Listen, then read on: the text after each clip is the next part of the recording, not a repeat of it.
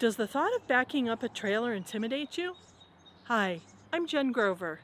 Recently, Amanda Evans joined me via Zoom, and we discussed several topics related to traveling with a tab trailer, including backing up a trailer.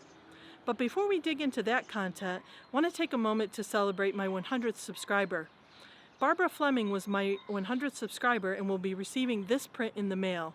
Thanks to everybody who subscribed, liked, commented, and shared my video last week. Stay tuned for this week's episode of Tab Talk, where we will cover backing up a tab trailer. And I was the same way, and because you were farther down the road and you looked so knowledgeable. But I think that everybody needs to hear that we all started that way. Yeah. Nobody was born knowing how to back up a trailer. Nobody, not man, not woman. Nobody was born to back up a trailer. And the only way to get comfortable backing up a trailer is to back up a trailer. It's just as simple as that. And the more you do it, and I don't know about you, but like I've towed probably over 20,000 miles now. And there are days where it goes in like that. Yes. There are other days where it's like, did I just learn how to do this? I mean, I can't see the angle for whatever reason, and I'll drive around the loop and try and get another angle. It just isn't happening. And it's just the way it is, backing up. And I had a semi driver tell me one time that these little short tongue trailers are actually harder to back up than a semi is because the tongue's so short. So smaller corrections actually make bigger corrections. But those are the big things I think that people worry about is, oh gosh, I've never towed a trailer in my life. Well, you will, because it's a simple thing to do. People do it all the time. People who mow your grass pull trailers behind it and back those up. If you start looking around at how many trailers there are, there's a bunch of them out there. So it's not a guy thing. It's certainly, there's nothing in our chromosomes that tell us that a guy can do this better than a gal. A lot of it's just exposure. And so it's a learning curve, and we all went through it, every single one of us, and we've all got our stories. And I think that's a big intimidation factor. People are thinking about, oh, I've never pulled it. Well, none of us have. So yeah, I met a woman who actually had horses, and I was so impressed because she could back her camper up like that, and she just got it. And I went, oh my gosh, you just got this camper? She said, well, I had horse trailers for years. Oh, okay. All right. Same thing.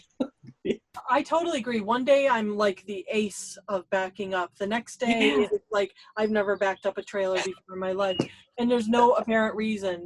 There was I remember the last time I was at Yellowstone, there was a spot. It was a little hard to get to.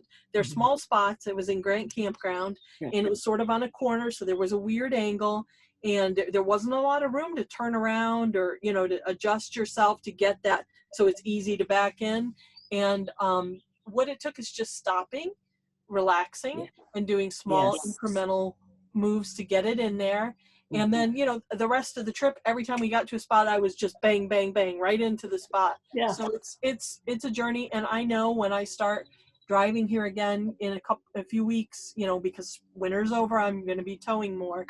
I'll be a little rusty, and it'll come back to me after the first time or two. But you're right.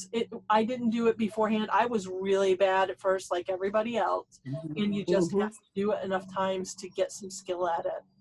Absolutely. And give yourself permission. I remember when I first started, I was the first time on my own, and I went up to a state park in Georgia, and I could not get that angle, and people were waiting. So I leaned out the window and I said, you might want to grab a chair and a beer because this could take a while.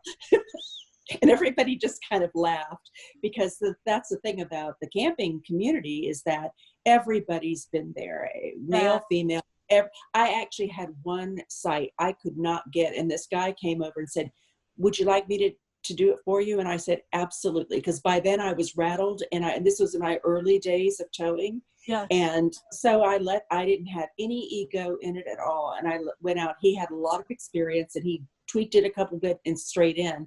But I was so rattled by then, it was better for me just to let someone else do it. And there's no embarrassment in that. There's no shame in that. We don't have to know everything all at once. There's a learning curve to this. And so ruin your first battery, learning to back up, all of those things are all part of it. Certainly shouldn't deter someone from doing it. I Sure. mean, it should never stop someone from buying a camper and going out, because the payoffs to the learning curve are, I mean, the whole world opens up when you're able to do this. It's just life changing.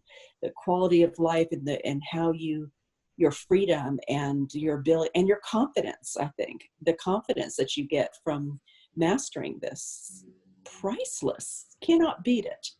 Yeah, Yeah. I would agree with that. You know, I have at times let people do things for me as well. So I think that's such a key, that when you get really frustrated and you reach this point where you know it's not going to be good, if somebody offers, let them do it, because Hmm. it's better than damaging something. It It's a lot is. cheaper. And, you know, none of us are perfect. I think it's good to be humbled like that every once in Hmm. a while. Absolutely. So, And I think we should, one thing about travel is to know when to ask for help. yes. I'm a very independent person. You're a very independent person, but that it's arrogant to think that nobody needs help. We all need help at some point. And I think it's knowing, again, maneuvering through is good because it builds confidence. But there are times when, like that case, I was rattled. I had driven all day. I was tired. I hadn't eaten. I was rattled. People were watching, and it was much better for me and for the person helping me. And I remember taking something, I'd made something, and I took it over to him and said, "Thank you so much," because we've all been there. And every single one of us, anybody who is camping has been there.